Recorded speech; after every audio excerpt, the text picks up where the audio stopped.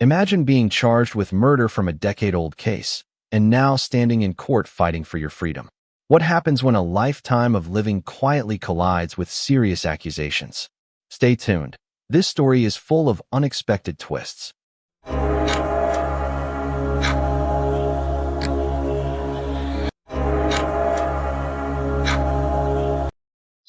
All right, are you Dmitri Oliver? And so Mr. Gertz represents Mr. Oliver and has filed a writ of habeas corpus requesting a reasonable bond. Mr. Oliver is charged with the offense of murder. It is pre-indicted. There's $1 million bond set at this time. And I don't have a file, but I do have the writ, which is number 22-39802.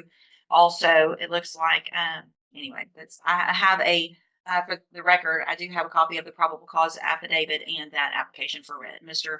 Gertz, you may proceed. Judge, first and foremost, it's essentially a cold case.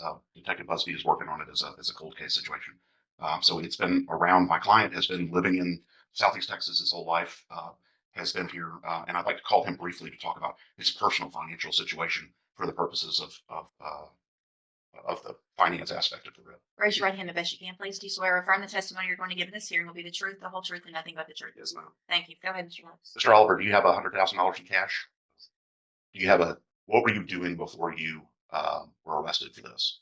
I've done cargo maintenance service delivery for Walmart. Okay, and you're being paid by Walmart, is that right? Yes, sir. What are you being paid an hour? They give us $100 a day. $100 a day. So how many days a week would you I work? work 7 days a week. 7 days, so 700. A week. Okay, so that's $2,800 a month. Yes, sir. Okay. And do you own your own home, free and clear?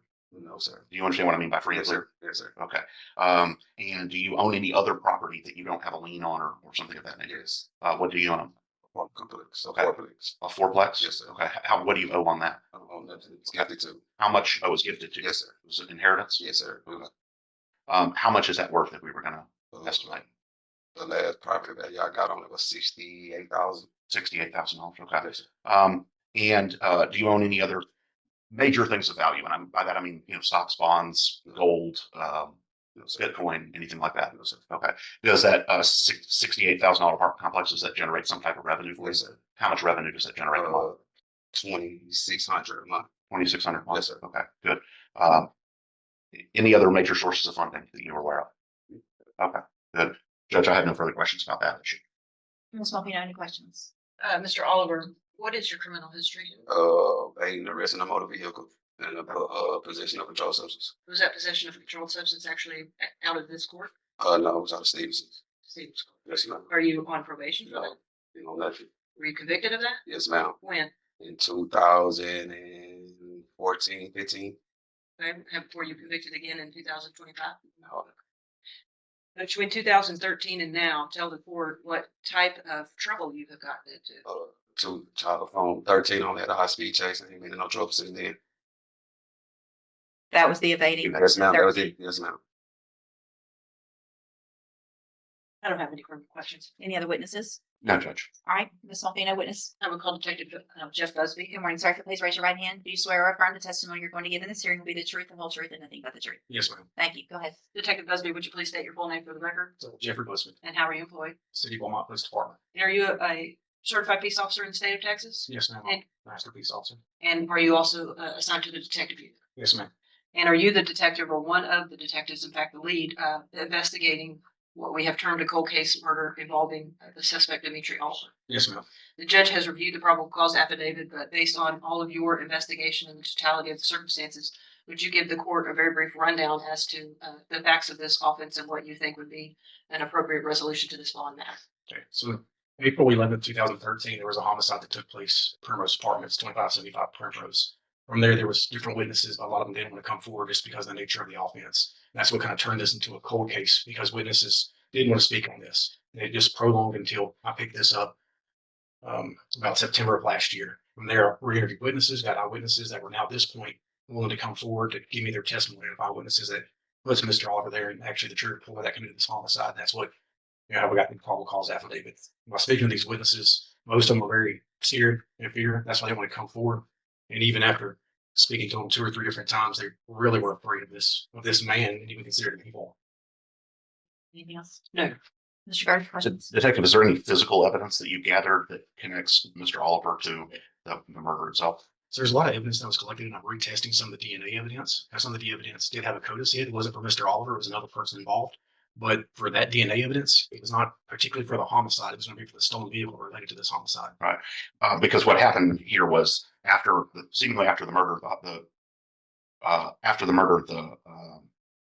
the vehicle was disposed of in a separate location. Is that correct? Yes, sir. They committed the homicide, stole his vehicle, and within 24 hours dumped the vehicle. And the DNA that you found that relates to someone else was from that vehicle. Is that Yes, correct? And so, have you been able to rule out? You said Mr. Oliver. Were you able to rule out the decedent as well from that? I have been able to rule out Mr. Oliver or the other involved person. But you said the CODIS hit is for someone else other than Mr. Oliver, correct? Yes, sir. There was some evidence that didn't get put into CODIS, and I'm going to resend and have it put into CODIS to see if we can get hits on that. Okay. When I was reviewing this case, they had, I don't know, somewhere 30 to 40 pieces of evidence that was collected that they did swabs on, and not all of it was entered at the time. I couldn't give you a reason why. This is 2013. Sure. What's the timeline for turnaround and something like that? Do you know? I'm not exactly sure. We're gonna probably go to a private lab to get it quicker to expedite this, but I couldn't give you an actual timeline. But I mean, it was unlikely to be within, say, the next 90 days or so. Do you agree? I don't have a valid opinion on that. Judge, I don't have anything further. All right, any other questions? No. Thank you, Detective. Judge, may he be excused? He's in SWAT training. Yes, thank you, sir. Thanks for coming down. All right, anything else? No. All right, argument? Judge, we're just asking the court consider a bond in the ballpark of $500,000 to $700,000. That's more than sufficiently high under the circumstances that we have right now, which is just informant-based or witness-based testimony.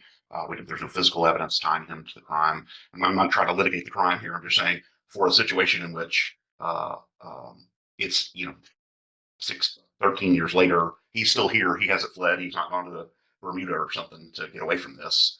So clearly he doesn't have that consciousness of guilt that would be required or would indicate that he'd be a flight risk. He owns a piece of property here, although it's not valued very high, but he owns a piece of property here. He's been a lifelong resident here. And so we're asking the court to consider reducing the bond to in the ballpark of $500,000 to $700,000. Ms. Malvino? Judge, I would defer to the discretion of the court in this case. I do recognize the fact that it's a 2013 offense date and he still apparently is in the area. My concern is the same as with every homicide case. I would just ask the court to take into consideration all of the facts presented before you, both in the probable cause and by Detective Busby, and set something that is commiserate with the other bonds that the court set in Jefferson County for these types of offenses.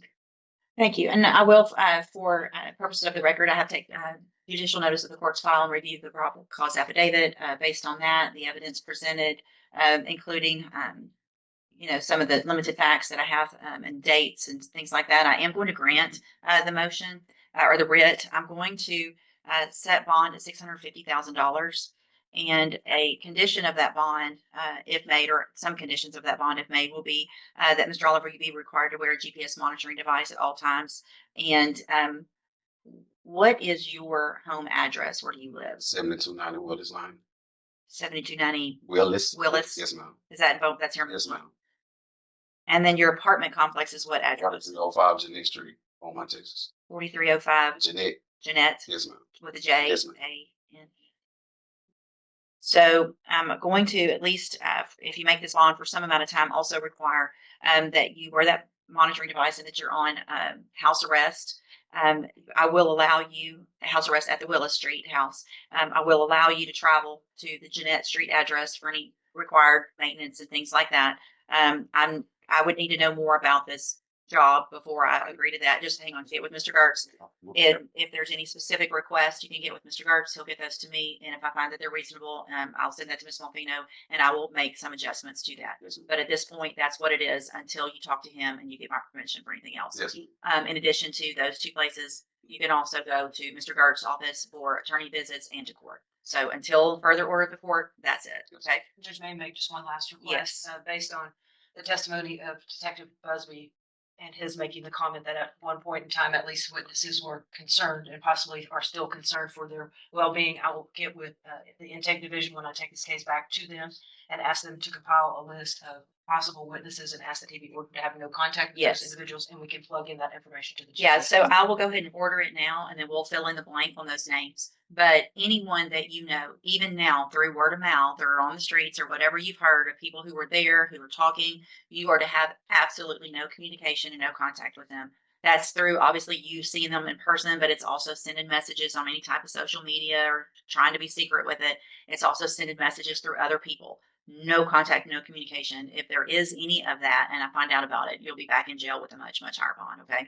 So don't make sure you follow all of those rules if you make that bond. Yes, ma'am. All right. All right. Thank you. Thank you.